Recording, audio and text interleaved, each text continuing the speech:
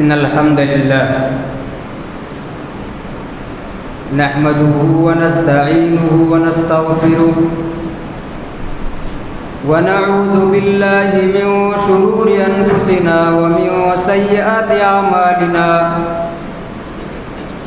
من يهده الله فلا مضل له ومن يضلله فلا هادي له وأشهد أن لا إله إلا الله وأشهد أن محمدًا عبده ورسوله أما بعد فإن خير الحديث كتاب الله وخير الهدي هدي محمد صلى الله عليه وسلم وشر الأمور محدثاتها وكل محدثة بدعة وكل بدعة ضلالة وكل ضلالة في النار فأعوذ بالله السميع العليم من الشيطان الرجيم بسم الله الرحمن الرحيم يا أيها الذين آمنوا اتقوا الله حق تقاته ولا تموتن إلا وأنتم مسلمون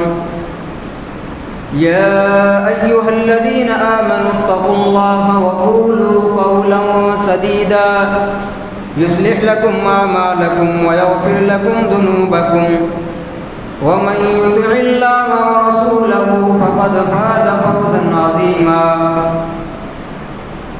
وقال الله تبارك وتعالى في مقام آخر بسم الله الرحمن الرحيم قاف والقرآن المجيد بل عجبوا أن جاءكم منذر منهم فقال الكافرون هذا شيء عجيب أإذا متنا وكنا ترابا وذلك رجع بعيد قد علمنا ما تنقص الأرض منهم وعندنا كتاب حفيظ بل كذبوا بالحق لما جاءهم فهم في أمر مريج أفلم ينظروا إلى السماء فوقهم كيف بنيناها وزيناها وما لها من فروج والأرض مددناها وألقينا فيها رواسي وأنبتنا فيها من كل زوج بهيج تبصرة وذكرى لكل عبد منيب ونزلنا من السماء ماء مباركا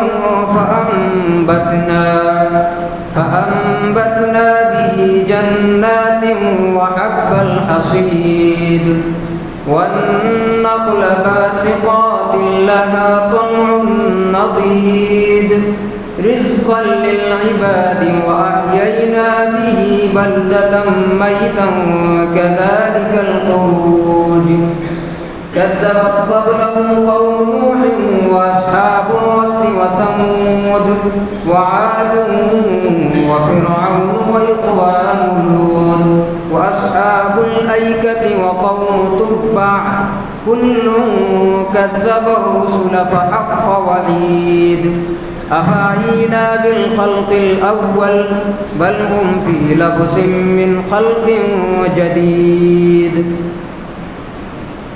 وقال الله تبارك وتعالى في مقام آخر شهد الله أنه لا إله إلا هو والملائكة وأولو العلم قائما بالقسط وقال النبي صلى الله عليه وسلم من يرد الله به خيرا يفقهه في الدين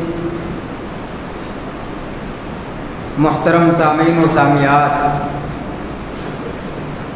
تمام قسم کی تعریف اس اللہ رب العالمین کے لیے لائق و زیبا ہے جس نے ہم اور آپ کو اس دار فانی کے اندر مبعوث فرمایا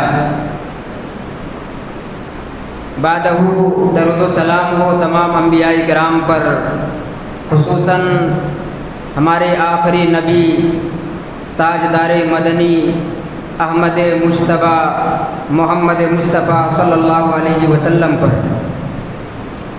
اللہم صلی علی محمد وعلی آل محمد کما صلیت علی ابراہیم وعلی آل ابراہیم انک حمید مجید۔ اللہم بارک علی محمد وعلی آل محمد کما بارکت علی ابراہیم وعلی آل ابراہیم انک حمید مجید۔ حاضرین جمعہ، خطبہ مسنونہ کے بعد قرآن کریم کی ایک آیت میں نے آپ کے سامنے تلاوت کی ہے۔ اس لحاظ سے آج کے اس خطبہ جمعہ میں جس عنوان پر ہم گفتگو کرنے جا رہے ہیں وہ ہے حصول علم میں اسلاف کی قربانیاں، یعنی علم کو حاصل کرنے میں ہمارے اسلاف نے کس طرح سے قربانیاں پیش کی ہیں۔ آج ہم اور آپ اپنے کمروں میں بیٹھ کر علم کو حاصل کرتے ہیں، موبائل پر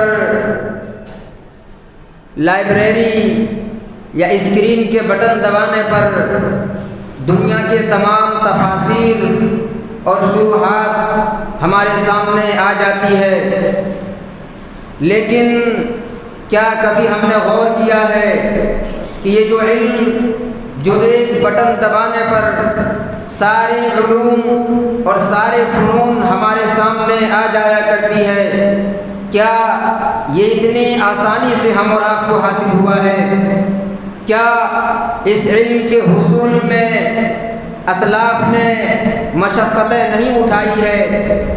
یقیناً ہمارا جواب ہوگا کہ علم کے حصول میں سلف صالحین نے بڑی قربانیاں پیش کی ہیں۔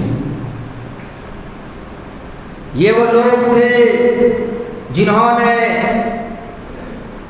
علم کے ایک مسئلہ کو سمجھنے کے لیے مہینوں اور سالوں سال کا سفر کیا، راتوں کو جاگ کر، راتوں کو چراغ جلانے کے لیے تیل نہ ہوتے تو چاند کی چاندنی میں کتابیں لکھ دی۔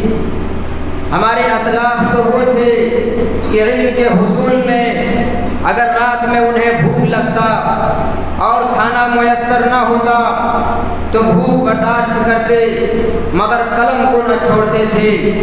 بھوک اور پیاس کو برداشت کیا، تمام تکالیف کو برداشت کیا، بھوک اور پیاس کو برداشت کیا، مگر علم کو حاصل کرنا نہ چھوڑا، درس حدیث کا حلقہ نہ چھوڑا، کتابوں کو لکھنا نہ چھوڑا، پیاس کو برداشت کیا، بھوک کو برداشت کیا، مگر ان تمام چیزوں کو برداشت کرنے کے باوجود قلم کو نہ چھوڑا۔ ہمارے اسلاف وہ ہیں جنہوں نے علم کے حصول میں اپنے گھر بار کو چھوڑ دیا، بیوی بچے کو چھوڑ کر طلب علم میں نکل گئے تاکہ علم کو حاصل کر سکیں۔ امام جوزی رحمۃ اللہ علیہ اپنی کتاب صفات الصفوہ کے اندر لکھتے ہیں کہ معروف سیرت نگار محمد بن اسحاق رحمۃ اللہ علیہ 20 سال کی عمر میں طلب علم کے لیے نکلے، 20 سال کی عمر میں حصول علم کے لیے گھر سے نکلے اور 65 سال کی عمر میں واپس آئے۔ اللہ اکبر! 20 سال کی عمر میں علم کو حاصل کرنے کے لیے نکلے اور 65 سال کی عمر میں واپس آئے۔ یہ علم ہم تک یوں ہی نہیں پہنچا ہے، انہوں نے اپنی جوانی کو، انہوں نے اپنی زندگی کے بہترین لمحات اور بہترین ایام کو علم کے حصول میں لگایا۔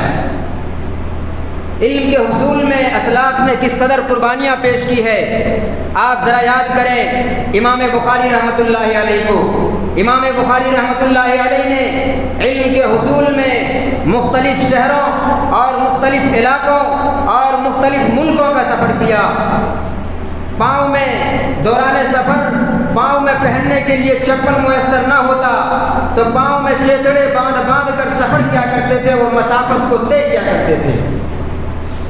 امام بخاری رحمۃ اللہ علیہ نے ایک ایک حدیث کو حاصل کرنے کے لیے ہزاروں کلومیٹر کا سفر کیا۔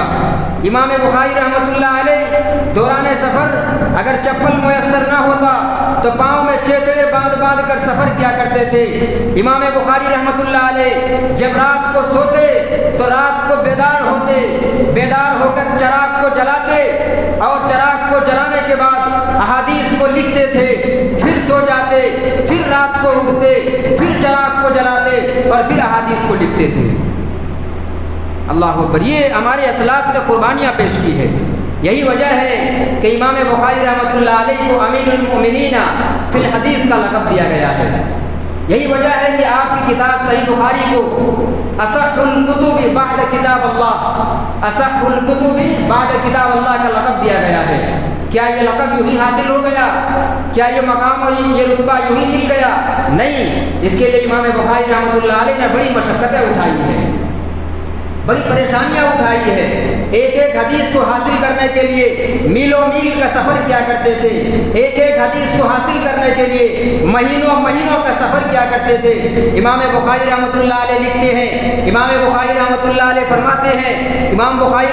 علیہ فرماتے ہیں کہ جب میں علم کے حصول میں نکلا دوران سفر، میں اپنی کتابوں کو اپنی پیٹھ پہ لاد کر اس کو ڈھوتا تھا، یہاں تک کہ میں بھوکا ہو جاتا، اور جب میں بھوکا ہو جاتا تھا تو حتی یسأل الناس خبزا، یہاں تک کہ لوگوں سے روٹیاں مانگتا تھا۔ اللہ اکبر، جب بھوک لگتی تو لوگوں سے روٹیاں مانگتے تھے۔ اس قدر مشقتیں اور اس قدر تکالیف برداشت کیے۔ آپ آگے بڑھیں، امام شعبی رحمۃ اللہ علیہ کو یاد کریں۔ امام شعبی رحمۃ اللہ علیہ فرماتے ہیں کہ کنت اترک ابواب المشایخ فی طلب الحدیث، کہ میں نے علم کو حاصل کرنے کے لیے طلب حدیث میں کئی مشائخ کے دروازے پر کھڑا ہوا، کئی مشائخ کے دروازوں پر دستک دی، یہاں تک کہ میرے پاؤں پھٹنے لگا، میرا قدم پھٹ جاتا تھا۔ اللہ اکبر، اس طرح سے قربانیاں پیش کی ہیں۔ ایک ایک حدیث کو حاصل کرنے کے لیے میلوں میل کا سفر کرتے تھے۔ ذرا اندازہ لگائیں کہ کس قدر سے قربانیاں پیش کی ہے۔ لیکن کیا یہ قربانیاں صرف تاریخ میں لکھنے کے لیے رہ گئی ہے، یا ان قربانیوں پہ غور و فکر بھی کرنا ہے؟ کیا ان قربانیوں کی ہم قدر کر رہے ہیں؟ کیا ہم بھول گئے کہ ہمارے اسلاف نے کس طرح سے محنت اور مشقت کے ساتھ اس علم کو ہم تک پہنچایا ہے؟ لیکن افسوس کہ آج ہم نے اپنے بچوں کو کیا علم کے لیے تیار کیا ہے؟ کیا ہم نے اپنے بچوں کے لیے اس علم کو تیار کیا ہے؟ ہم نے اپنے بچوں کے سینے میں علم کا وہ شوق پیدا کیا جو شوق ہمارے اسلاف کے سینے میں ہوا کرتا تھا، جس شوق کی وجہ سے ان کے سینے میں وہ شعلہ دہکتا تھا۔ آج وہ شعلہ ہمارے سینے میں کیوں نہیں؟ آج وہ شعلہ ہمارے بچوں میں کیوں نہیں؟ کیونکہ آج ہم نے علم کی قدر کرنا چھوڑ دیا۔ میرے بھائیوں، یقیناً یہ علم وہ علم ہے کہ اس علم کے بارے میں اپنے آپ سے سوال کریں کہ ہمارے بزرگوں نے اس طرح سے قربانیاں پیش کی ہے، تب جا کر ہمیں یہ علم حاصل ہوا ہے، لیکن اس علم کی ہم کس طرح سے قدر کر رہے ہیں؟ آج دنیا کی غفلت اور دنیا کی محبت میں ڈوب کر ہم اس عظیم وراثت سے غافل ہو رہے ہیں۔ یہ علم ہمارے لیے وراثت ہے، اور آج دنیا کی محبت میں ہم اور آپ اس وراثت سے اپنے آپ کو محروم کر رہے ہیں۔ میرے بھائیوں، ایک جملہ اور ایک بات ہمیشہ یاد رکھیں کہ اگر علم کی یہ مشعل ہاتھ سے بجھ گئی تو یاد رہے اندھیرا صرف ہمارے گھروں میں نہیں ہوگا، بلکہ پوری امت کی نسلوں میں اندھیرا ہوگا۔ آنے والی نسلیں تاریک کوٹھریوں میں اپنی زندگی گزارے گی۔ آج اگر علم کے چراغ کو ہم نے بجھا دیا، آج اگر ہم نے علم کے چراغ کو روشن نہیں کیا، علم کے چراغ سے اپنے گھر کو روشن نہیں کیا، علم کے چراغ سے اپنے بچوں کے مستقبل کو روشن نہیں کیا، تو یاد رکھنا ایک زمانہ آئے گا، ایک وقت آئے گا جب آپ کے بچے تاریک کوٹھریوں میں زندگی گزاریں گے، آپ کے اولاد علم کے ایک ایک لفظ کے لیے تڑپ رہے ہوں گے۔ ایک زمانہ آئے گا جنازے کی نماز کے لیے کوئی عالم دین آپ کے پاس نظر نہیں آئے گا۔ ایک زمانہ آئے گا کہ آپ کے بچے آپ کے جنازے لیے ہوئے ایک عالم کا انتظار کرتا پھرے گا۔ کیوں؟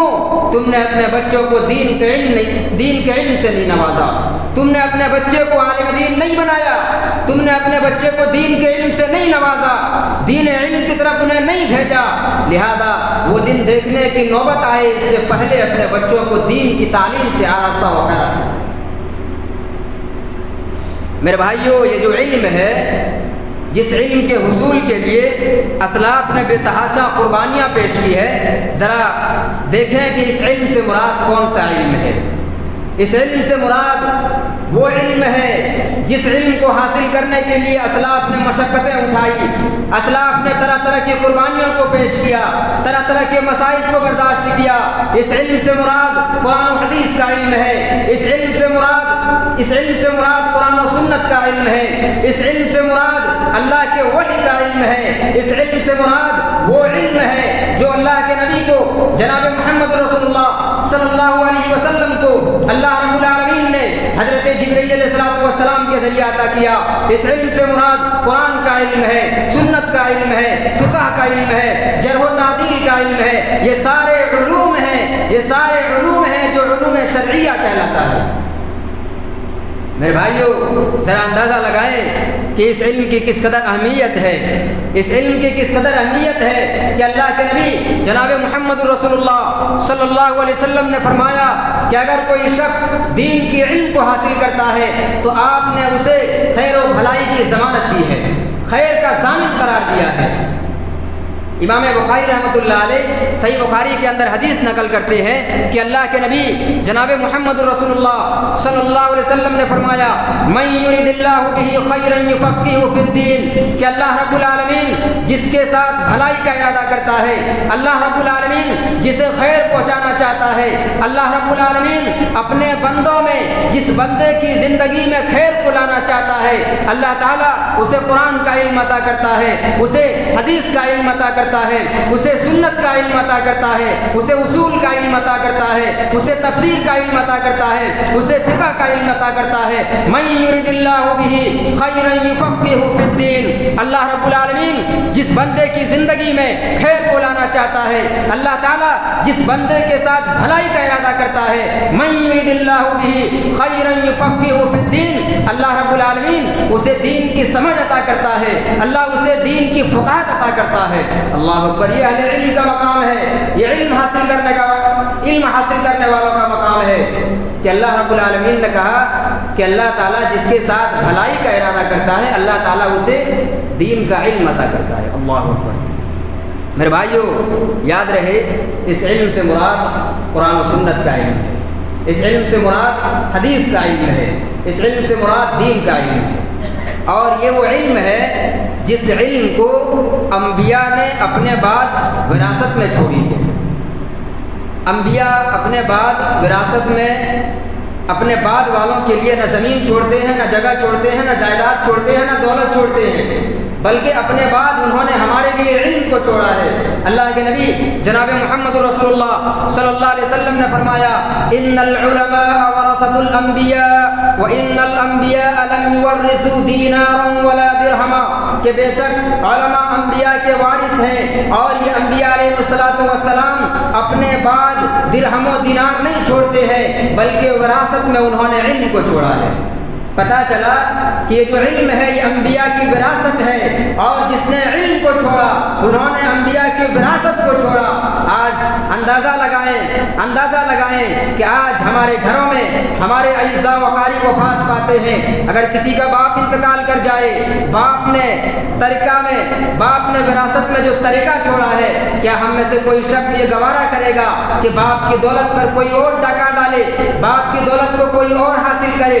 کوئی گوارا نہیں کرے گا۔ لیکن افسوس آج انبیاء کے وارثین، آج انبیاء نے جو وراثت چھوڑے ہیں، انبیاء نے جو میراث چھوڑے ہوئے ہیں، آج انبیاء کے میراث کا ہم نے حق ادا نہیں کیا، انبیاء کی وراثت سے ہم غافل ہو رہے ہیں۔ میرے بھائیوں، ذرا اندازہ لگائیں کہ ایک انسان باپ کی وفات کے بعد باپ کا جو طریقہ ہے، میت جب انتقال کر جاتا ہے اور انہوں نے اپنے پیچھے جو کچھ مال و دولت چھوڑا ہے اسے طریقہ کہتے ہیں، وراثت میں اسے طریقہ کہتے ہیں۔ باپ نے جو طریقہ چھوڑا ہے، باپ کی وفات کے بعد کوئی انسان یہ گوارا نہیں کرے گا کہ وہ طریقہ، وہ وراثت کسی اور کے حصے میں جائے، یا اس وراثت کو کوئی اور حاصل کرے، لیکن نبی کریم صلی اللہ علیہ وسلم کی میراث کو ہم اتنی آسانی سے کیوں ضائع کر رہے ہیں؟ ہمارے اندر یہ شوق کیوں نہیں ہے کہ نبی کے میراث کو حاصل کریں؟ ہم اس نبی کے امتی ہیں جس نے ہمارے لیے دعائیں کی، اللہم بارک لامتی فی بکورہا۔ ہم اس نبی کے امتی ہیں جو ہمارے لیے سجدے میں دعائیں کرتے تھے۔ ہم اس نبی کے امتی ہیں جنہوں نے ہمارے حق میں دعائیں کی۔ ہم اس نبی کے امتی ہیں جن کے ذریعہ ہمیں ہدایت ملی ہے، جن کے ذریعہ ہمیں قرآن ملی ہے۔ ہم اس نبی کے امتی ہیں جس نبی کو قرآن میں وما رسلناک الا رحمۃ للعالمین کا لقب دیا گیا، مگر افسوس آج ہم نے اس نبی کے وراثت کو ضائع کر دیا۔ آج نبی کی وراثت اور میراث کو حاصل کرنے کے لیے ہم کیا کر رہے ہیں؟ دین کے علم کو حاصل کرنے کے لیے ہم کیا کر رہے ہیں؟ اپنے بچوں کو کس حد تک ہم دین کی تعلیم دے رہے ہیں؟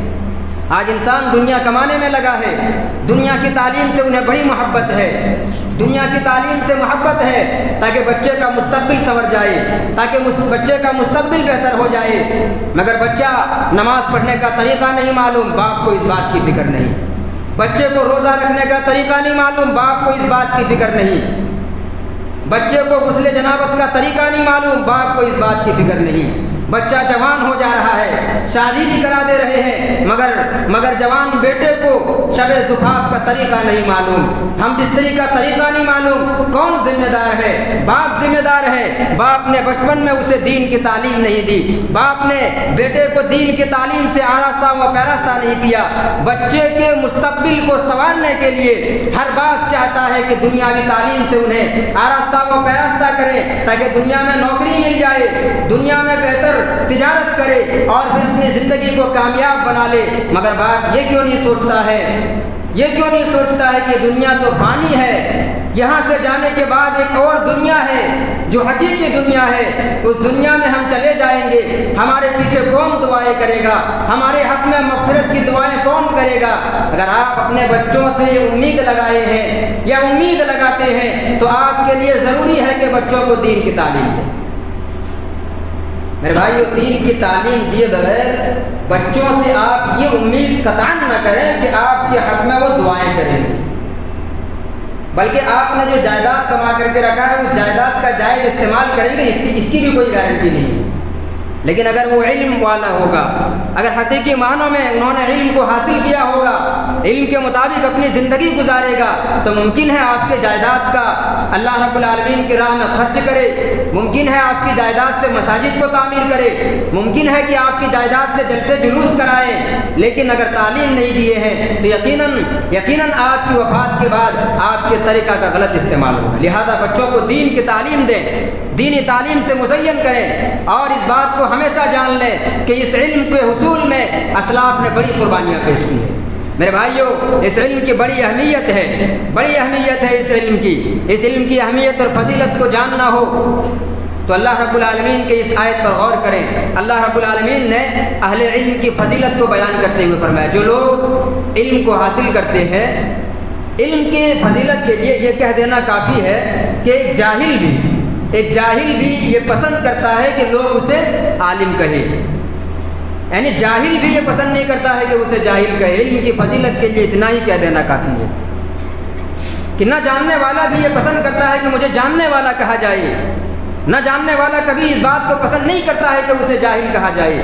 میرے بھائیو، علم کی اس قدر فضیلت ہے کہ اللہ رب العالمین نے کلام مقدس کے اندر فرمایا کہ یاد رہے، اگر کوئی شخص اسلاف کے راستے پر چل کر دین کے علم کو حاصل کرتا ہے، دین اسلام کے علم کو حاصل کرتا ہے، چاہے وہ علم عمر کے کسی بھی حصے میں حاصل کرتا ہو، چاہے وہ بچپنے میں علم کو حاصل کر رہا ہو، جوانی میں علم کو حاصل کر رہا ہو، بڑھاپے میں علم کو حاصل کر رہا ہو، اہل علم کی فضیلت بیان کرتے ہوئے اللہ تعالیٰ نے فرمایا کہ شہید اللہ انہ لا الہ الا هو والملائکۃ واولو العلم قائما بالقسط۔ اللہ رب العالمین نے اس بات کی گواہی دی کہ اللہ کے علاوہ کوئی معبود برحق نہیں، پھر اللہ رب العالمین نے فرشتوں کی گواہی دی، پھر اللہ تعالیٰ نے فرشتوں نے اس بات کی گواہی دی کہ اللہ رب العالمین کے علاوہ کوئی معبود برحق نہیں، پھر اہل علم نے اس بات کی گواہی دی کہ اللہ رب العالمین کے علاوہ کوئی معبود برحق نہیں۔ اللہ تعالیٰ نے علم والوں کو حق کی گواہی قرار دینے والا قرار دیا۔ اللہ اکبر۔ بات کو ایک دوسرے انداز میں سمجھیں، مدارس میں کتاب پڑھائی جاتی ہے اظہار العرب، تیسری جماعت میں غالباً یہ کتاب پڑھائی جاتی ہے، پتلی سی کتاب ہے عربی کی. اس میں حسان بن ثابت کا ایک شعر ہے، وَضَمَّ الْإِلَٰهُ اسْمَ النَّبِيِّ مَعَ اسْمِهِ اِذْ قَالَ فِي الْخَمْسِ الْمُؤَذِّنِ أَشْهَدُ أَن لَا إِلَٰهَ إِلَّا اللَّهُ وَأَشْهَدُ أَنَّ مُحَمَّدًا رَّسُولُ اللَّهِ. حسان بن ثابت نے یہ شعر لکھا ہے کہ وَضَمَّ الْإِلَٰهُ اسْمَ النَّبِيِّ مَعَ اسْمِهِ، کہ اللہ رب العالمین نے نبی کے نام کو اپنے نام کے ساتھ ملا لیا. اسی لیے جب مؤذن کہتا ہے کہ میں اس بات کی گواہی دیتا ہوں کہ اللہ رب العالمین کے علاوہ کوئی معبود برحق نہیں، پھر اس کے فوراً بعد مؤذن کہتا ہے وَأَشْهَدُ أَنَّ مُحَمَّدًا رَّسُولُ اللَّهِ، کہ میں گواہی دیتا ہوں کہ محمد صلی اللہ علیہ وسلم اللہ کے بندے اور اللہ کے رسول ہیں. اس شعر میں اللہ رب العالمین نے اپنے ذکر کے فوراً بعد نبی کا ذکر کیا. کیوں؟ نبی کے مقام کو بتانے کے لیے، نبی کے شان کو بتانے کے لیے. ٹھیک اسی طرح اللہ رب العالمین نے اس آیت کریمہ میں شہید اللہ انہ لا الہ الا هو والملائکۃ واولو العلم قائما بالقسط، اللہ رب العالمین نے اس بات کی گواہی دی کہ اللہ تعالیٰ کے علاوہ کوئی معبود برحق نہیں. فرشتوں نے گواہی دی اللہ کے علاوہ کوئی معبود برحق نہیں. اہل علم نے گواہی دی اللہ کے علاوہ کوئی معبود برحق نہیں. اللہ تعالیٰ نے اپنی گواہی کو فرشتوں کی گواہی کے ساتھ ملایا اور اپنی گواہی کو اہل علم کی گواہی کے ساتھ ملایا. کیوں؟ اہل علم کے مقام کو بتانے کے لیے، اہل علم کے مقام اور رتبے کو بتانے کے لیے، اہل علم کے شان کو بتانے کے لیے اللہ نے اپنی گواہی کے ساتھ اہل علم کے گواہی کو ملایا. یہ علم والوں کا مقام ہے آج. لیکن افسوس اس علم کی اہمیت کو ہم کہاں تک سمجھ رہے ہیں، اس علم کی فضیلت کو ہم نے کہاں تک سمجھا. ہمیں یاد ہے کہ اللہ کے نبی جناب محمد رسول اللہ صلی اللہ علیہ وسلم نے فرمایا طلب العلم فریضۃ علی کل مسلم، کہ ہر مسلمان پر علم کا حاصل کرنا فرض ہے. لیکن آج ہم نے کہاں تک علم کو حاصل کیا؟ معذرت کے ساتھ کتنے ایسے نوجوان ہوں گے جن کو نماز کا مکمل طریقہ نہیں معلوم، کتنے ایسے لوگ ہوں گے جن کو غسل جنابت کا طریقہ نہیں معلوم، کتنے ایسے لوگ ہوں گے جن کو وضو کا طریقہ نہیں معلوم، کتنے ایسے لوگ ہوں گے جنہیں روزمرہ جو معاملات اور جو مسائل پیش آتے ہیں ان مسائل کا علم نہیں ہوگا. کیوں؟ علم حاصل نہ کرنے کی وجہ سے. یہ بے راہ روی ہمارے یہاں پائی جاتی ہے. یقیناً انسان جب بے راہ روی کا شکار ہو جاتا ہے اور علم سے غافل رہتا ہے تو پھر انسان گمراہی کا شکار ہو جاتا ہے. میرے بھائیو، علم کو حاصل کریں. اسلاف کی قربانیوں کو جانے کہ یہ علم ہم تک کیوں ہی نہیں پہنچا ہے. اس علم کو حاصل کرنے میں اسلاف نے بڑی قربانیاں پیش کی ہیں. ایک عالم کا مقام اور رتبہ کس طرح ہے؟ آپ خراسان کے محدث کبیر امام عبداللہ ابن مبارک رحمۃ اللہ علیہ کو یاد کریں. عبداللہ ابن مبارک رحمۃ اللہ علیہ جب بغداد تشریف لے گئے، عبداللہ ابن مبارک رحمۃ اللہ علیہ جب بغداد تشریف لے گئے اور جب بغداد تشریف لے گئے اور بغداد میں سمندر سے کشتی سے جب سمندر کے کنارے اترے تو بغداد کے لوگ آپ کے استقبال کے لیے دریا کنارے پہنچے.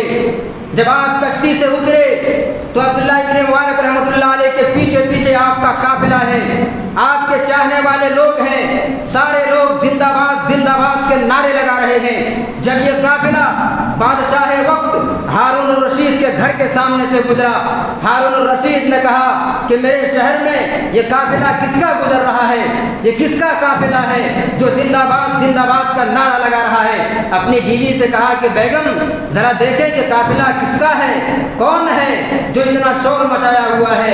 جب بیگم نے دیکھا کہ امام عبداللہ ابن مبارک رحمۃ اللہ علیہ بغداد تشریف لائے ہیں، شوہر سے کہا کہ اے بادشاہ وقت ہارون الرشید، تم لوگوں کے دلوں میں حکومت نہیں کرتے ہو، یہاں کے تم حاکم ہو، مگر یہ وہ حاکم ہے جو لوگوں کے دلوں میں حکومت کرتا ہے. اللہ تعالیٰ نے ان کو لوگوں کے دلوں میں حاکم بنایا ہے. تم کیا کر سکتے ہو؟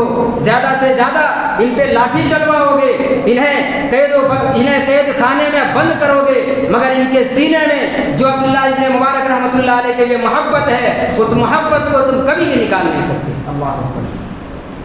یہ اہل علم کا مقام ہے. آپ بہت دور نہ جائیں تاریخ میں، آپ ماضی قریب میں جائیں. مولانا عبدالرؤوف جھنڈا نگری جب مولانا عبدالرؤوف جھنڈا نگری جب ابتدائی ایام میں جب جھارکھنڈ کا دورہ کیے تھے جھارکھنڈ تشریف لائے تھے. اس وقت آپ جھارکھنڈ کے مختلف خطے میں آئے تھے. آپ کا علاقہ جمشید پور بھی آیا تھا.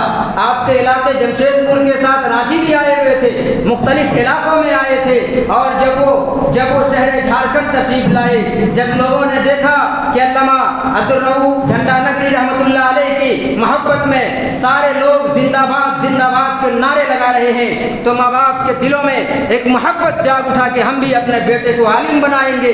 کل کو ہمارے بیٹے کا بھی کوئی استقبال کرے, ہمارا بیٹا بھی لاکھوں کے بیچ میں کھڑا ہو کر قال اللہ اور قال الرسول کی صدائیں بلند کرے. مگر افسوس وقت بدلتا گیا, دن ڈھلتے گئے اور ہم نے یہ ساری چیزیں بھلا دی.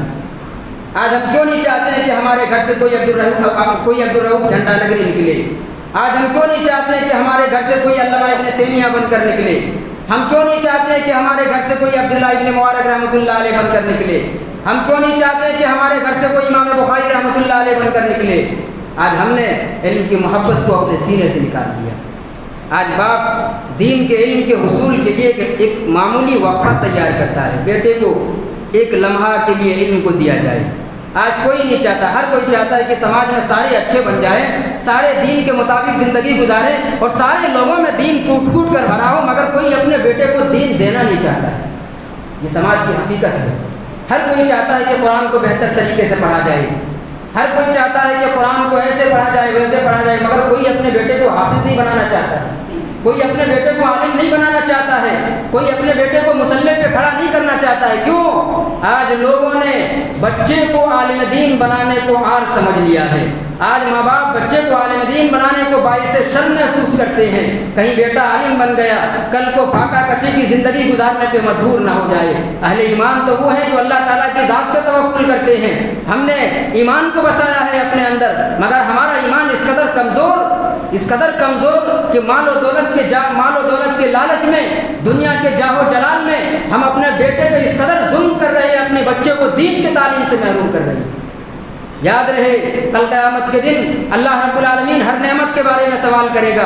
یہ جو اولاد ہے یہ اللہ تعالیٰ کا نعمت ہے, اور کل قیامت کے روز اللہ رب العالمین اپنی ہر نعمت کے بارے میں سوال کرے گا. ثم لتسألن یومئذ عن النعیم, اللہ تعالیٰ پوچھے گا اپنے بیٹے کو تو نے علم سے نوازا تھا, دنیا تو دے دی, دنیا کے راستے بتا دیے کہاں سے کیسے کمانا ہے, پیسے کیسے سنوارنا ہے, مگر دین کو تم نے کس حد تک دیا؟ میرے بھائیوں, بچوں کو دین دیں, دین کی تعلیم سے آراستہ و پیراستہ کریں. ذرا آئیں ہم دیکھیں کہ علم کے حصول میں اسلاف نے کس قدر قربانیاں پیش کی ہیں. یہ جو علم ہے ہم تک پہنچا ہے, جس علم کی ہم قدر یا ناقدری کر رہے ہیں, اس علم کو ہم تک پہنچانے میں اسلاف نے کس قدر قربانیاں پیش کی ہیں, کس قدر اسلاف نے مشقتیں اٹھائی ہے. کتنے ایسے لوگ آپ کو تاریخ میں ملیں گے جنہوں نے سرد صحراؤں کو عبور کیا, تپتی ریت میں ننگے پاؤں سفر کیا, ہزاروں میل پیدل چل کر ایک حدیث کے لیے نکل گئے. کتنے ایسے محدثین آپ کو ملیں گے راستے میں کھانا نہ ملنے پر دوسروں کے محتاج ہو گئے. کتنے ایسے محدث آپ کو نظر آئیں گے جنہوں نے راستے میں کھانا نہ ملنے پر گھاس کھانے پہ مجبور ہو گئے. اس قدر مشقتوں کو برداشت کر کے ہم تک دین کو پہنچایا گیا, مگر آج اس دین کو ہم کس قدر دیکھ رہے ہیں, اس علم کو کس طرح قدر کی نگاہ سے دیکھ رہے ہیں. آپ یاد کریں امام ابو حاتم الرازی رحمۃ اللہ علیہ کو جرح و تعدیل کے امام ہے.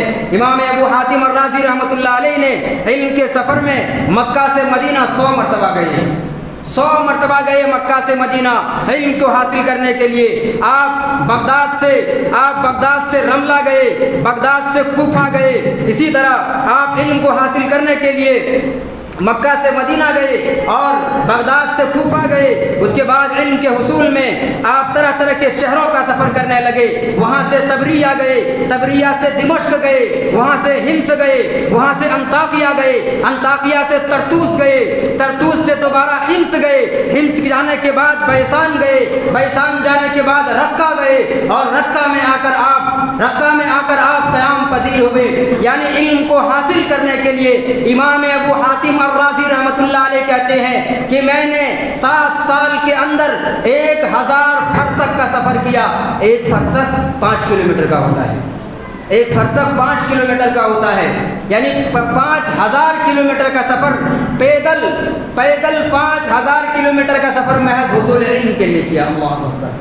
اس طرح سے قربانیاں پیش کی ہے، مگر آج ہماری نظروں میں اسلاف کی قربانیاں کس طرح ہے۔ سید التابعین سعید بن مسیب رحمۃ اللہ علیہ کو یاد کریں، وہ کہتے ہیں کہ میں ایک حدیث کو حاصل کرنے کے لیے 3 دن پیدل چلا کرتا تھا، 3 دن پیدل چلا کرتا تھا صرف ایک حدیث کو حاصل کرنے کے لیے۔ میرے بھائیوں، آپ یاد کریں اس زمانے کو جب خلق قرآن کا فتنہ پیش آیا تھا۔ امام محمد بن حنبل رحمۃ اللہ علیہ کے زمانے میں معتصم باللہ بادشاہ ہے۔ کون؟ معتصم باللہ بادشاہ ہے۔ اس زمانے میں ایک فتنے نے جنم لیا کہ یہ جو قرآن ہے یہ اللہ کا کلام نہیں بلکہ اللہ کا مخلوق ہے۔ امام احمد بن حنبل رحمۃ اللہ علیہ کے پاس لوگ آئے، لوگوں نے کہا، بادشاہ نے کہا کہ اے امام احمد بن حنبل رحمۃ اللہ علیہ، آپ فتویٰ دے دیں کہ یہ قرآن اللہ کا کلام نہیں اللہ کا مخلوق ہے۔ امام احمد بن حنبل رحمۃ اللہ علیہ نے فتویٰ دینے سے انکار کیا۔ امام احمد بن حنبل رحمۃ اللہ علیہ پہ کوڑے برسائے گئے، اس قدر کوڑے مارے گئے کہ کوڑے مارنے کے بعد بھی آپ نے فتویٰ نہیں دیا تو معتصم باللہ نے آپ کو قید خانے میں بند کر دیا، قید خانے میں آپ کو بند کر دیا۔ اس کے بعد واثق باللہ کا زمانہ آیا۔ واثق باللہ کا جب زمانہ آیا، امام احمد بن حنبل رحمۃ اللہ علیہ کو جیل سے رہا کر دیا، مگر اس شرط پر کہ درس و تدریس کا کام انجام نہیں دیں گے۔ امام احمد بن حنبل رحمۃ اللہ علیہ کو گھر کے اندر بند کر دیا گیا، جسے آج کے زمانے میں ہاؤس ارسٹ کہتے ہیں۔ یہ ہاؤس ارسٹ امام احمد بن حنبل رحمۃ اللہ علیہ کے زمانے میں آپ کو واثق باللہ نے کیا تھا۔ گھر کے اندر بند کر دیا گیا، باہر نکلنے کی اجازت نہیں، درس و تدریس کا کام انجام نہیں دے سکتے ہیں۔ ذرا آگے بڑھیں، آگے سنیں کہ اسی دوران جب امام احمد بن حنبل رحمۃ اللہ علیہ پہ درس دینے کی پابندی لگائی گئی تھی، اسی دوران اندلس سے بغداد ایک نوجوان تشریف لاتے ہیں، بقی ابن مخلد بہت بڑے محدث، بہت بڑے عالم دین گزرے ہیں، ایک نوجوان ہے۔ وہ نوجوان شہر اندلس سے بغداد تشریف لاتے ہیں، بغداد کی جامع مسجد دارالسلام کے اندر بیٹھتے ہیں، وہاں یحییٰ بن معین کا درس ہو رہا ہے۔ لوگوں سے پوچھا کہ امام احمد بن حنبل رحمۃ اللہ علیہ کہاں ملیں گے؟ لوگوں نے بتایا امام احمد بن حنبل رحمۃ اللہ علیہ کے پاس جاتے، اس سے پہلے ان کو معلوم ہوا کہ امام احمد بن حنبل پر درس و تدریس کے لیے پابندی لگا دی گئی ہے۔ اللہ اکبر، ذرا اندازہ لگائے انہوں نے پتہ ہے کیا طریقہ اپنایا۔ امام احمد بن حنبل کے پاس جاتے ہیں اور کہتے ہیں کہ امام صاحب، میں روزانہ ایک مسکین، ایک بھکاری کی شکل میں آپ کے پاس آؤں گا، آپ مجھے ایک آدھ روٹی کے ساتھ ساتھ ایک حدیث کا علم بھی دے دیجیے گا۔ اللہ اکبر، درس و تدریس کے لیے پابندی لگائی ہے بادشاہ نے۔ بقی ابن مخلد امام احمد بن حنبل رحمۃ اللہ علیہ کے پاس بھکاری کی شکل میں آتے ہیں۔ امام احمد بن حنبل روزانہ ایک روٹی کا ٹکڑا دیتے ہیں اور ساتھ میں کچھ علم بھی اسے سکھا دیتے ہیں۔ یہ علم کی طلب ہے، یہ علم کی محبت ہے، تب جا کر یہ علم ہم تک پہنچا ہے۔ یہ علم ہم تک یوں نہیں پہنچا ہے، اس علم کے لیے اسلاف نے بڑی قربانیاں پیش کی ہے، اس علم کے لیے سلف صالحین نے بڑی مشقتیں اٹھائی ہے، بڑی پریشانیوں کا سامنا کیا ہے۔ میرے بھائیوں، یہ وہ علم ہے جس علم کے بارے میں امام بخاری رحمۃ اللہ علیہ کے شاگرد محمد بن ابی حاتم کہتے ہیں کہ ایک دفعہ دوران سفر علم کے لیے نکلے، دوران سفر کھانے پینے کی ساری چیزیں ختم ہو گئی، کھانے پینے کی ساری چیزیں ختم ہو گئی، اس کے بعد مجبوراً ہمیں گھاس کھانا پڑا۔ اللہ اکبر، یہ کون کہہ رہے ہیں؟ امام بخاری کے شاگرد محمد بن ابی حاتم رحمۃ اللہ علیہ۔ اللہ اکبر، گھاس کھانے پہ مجبور ہو گئی۔ ہمارے سلف صالحین نے یہ علم ہم تک پہنچانے میں اس قدر قربانیاں پیش کی ہے۔ آپ یاد کریں امام دار الہجرہ امام مالک رحمۃ اللہ علیہ کو، امام مالک رحمۃ اللہ علیہ خلیفہ منصور عباسی کے دور حکومت میں طلاق جبریہ کا مسئلہ آیا۔ امام مالک کے زمانے میں طلاق جبریہ کا مسئلہ آیا، کن کے دور میں؟ خلیفہ منصور عباسی کے دور حکومت میں۔ لوگوں نے کہا کہ امام صاحب آپ یہ فتویٰ دے دیں کہ اگر کوئی شخص جبر و اکراہ کے ساتھ طلاق دیتا ہے تو وہ طلاق مانی جائے گی۔ امام بخاری رحمۃ اللہ علیہ نے ڈنکے کی چوٹ پر کہا کہ یہ طلاق باطل ہے، طلاق جبریہ نہیں مانی جائے گی۔ بادشاہ وقت کو یہ بات پسند نہیں آیا۔ مدینہ کے گورنر نے امام مالک رحمۃ اللہ علیہ کو بلایا۔ امام مالک رحمۃ اللہ علیہ کو بلا کر کوڑے لگانے کا حکم دیا۔ امام مالک رحمۃ اللہ علیہ کو کوڑے برسائے گئے، آپ کی انگلیاں کاٹ لی گئی۔ امام مالک رحمۃ اللہ علیہ کو کوڑے برسانے کے بعد بھی جب آپ نے فتویٰ دینے سے انکار کیا تو آپ کی عزت کو مجروح کرنے کے لیے بادشاہ وقت نے یہ حکم دیا کہ امام مالک رحمۃ اللہ علیہ کے منہ کو کالا کر دیا جائے، منہ میں کالی پوش دیا گیا، گلے میں جوتے کا ہار پہنایا گیا، مدینہ کی گلیوں میں گھمایا گیا۔ امام مالک رحمۃ اللہ علیہ کو ایک فتویٰ طلاق جبریہ کے مسئلے پر فتویٰ نہ دینے پر امام مالک رحمۃ اللہ علیہ کے منہ پر کالی پوش دی گئی، جوتے کا ہار پہنایا گیا اور مدینہ کی گلیوں میں ان کو گھمایا گیا۔ مگر قربان جائیں اس مرد مجاہد پر اس وقت بھی یہ کہہ رہا تھا کہ لوگوں امام مالک رحمۃ اللہ علیہ کہہ رہے تھے کہ لوگوں جو مجھے نہیں جانتا وہ جان لو میں مالک بن انس ہوں، اور جو جانتا ہے وہ بھی جان لو انا مالک بن انس، میں مالک بن انس ہوں۔ اللہ اکبر! کس طرح علم سے محبت کرنے والے تھے، علم کے لیے اس کے سینے میں کس طرح سے محبت ہوا کرتا تھا۔ آج یہ محبت، آج یہ لگن، آج یہ محبت اور آج علم کے لیے یہ تڑپ ہمارے سینے میں کیوں نہیں؟ آج علم کو حاصل کرنا چاہتے ہیں، آج علم کو سیکھنا چاہتے ہیں، مگر اسلاف کی قربانیوں کو ہم نے بھلا دیا، اسلاف کی قربانیوں کو ہم نے پس پشت ڈال دیا۔ آج دین کے علم نہ ہم خود سیکھ رہے ہیں نہ بچوں کو سکھا رہے ہیں۔ ضرورت اس بات کی ہے کہ اسلاف کی قربانیوں کو یاد کرنے کے ساتھ ساتھ بچوں کو دین کا علم دیں، دین کا علم سکھائے اور اپنے آپ کو مختلف مجالس، علماء کے مجالس، علماء کے دروس اور علماء کے محاضرات سے اپنے آپ کو جوڑیں۔ اسلاف کے علم کا حق اور قربانیوں کا حق تو یہ ہے کہ آپ علماء کی مجالس سے جڑ جائیں۔ اللہ تعالیٰ سے دعا ہے کہ اللہ تعالیٰ ہم سبوں کو اسلاف کی قربانیوں کی قدر کرنے اور علم کے حصول میں اپنے آپ کو لگانے کی توفیق عطا فرمائے۔ آمین۔ ربنا تقبل منا انک انت السمیع العلیم۔